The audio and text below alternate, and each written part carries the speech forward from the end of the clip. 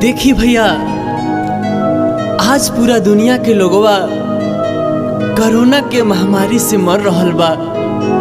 ना जाने के कब का हो जाए।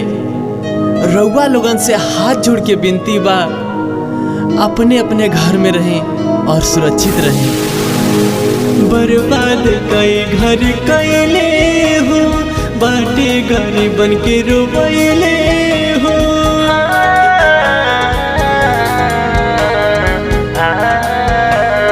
बर्बाद कई घर कैले हो, बाटे गरीबन के रोवैले हो। कितना सुहागन के सिनुर उछड़ले, मुश्किल कोरोना जेल बाट कैले मचवले कहर बा। देशवा के लागल हमरा के कर नजर बा। देशवा के लागल हमरा के कर नजर बा।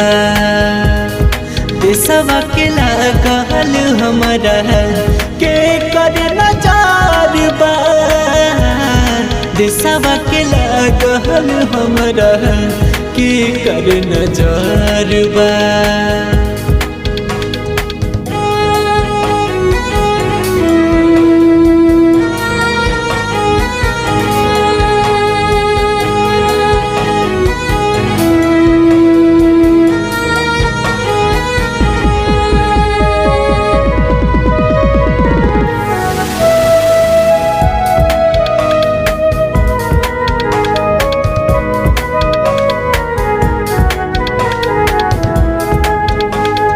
लाश खातिर रोतावे लोगवा, आइले ऐसन रोगवा नया बता समाज हो।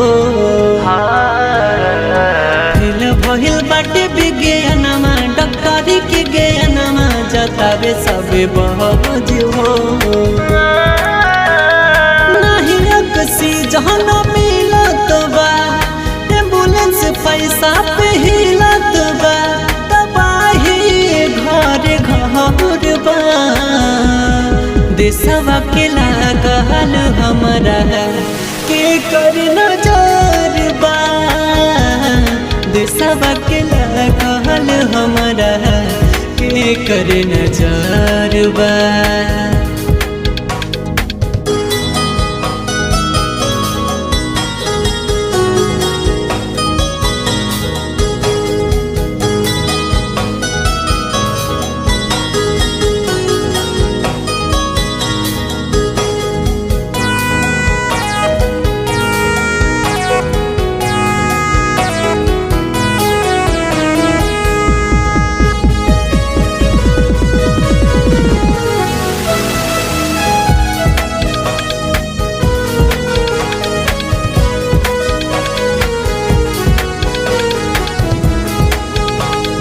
केहू न गरीबन के सहारा, पैसा के खेले सारा इले त जनवा हो।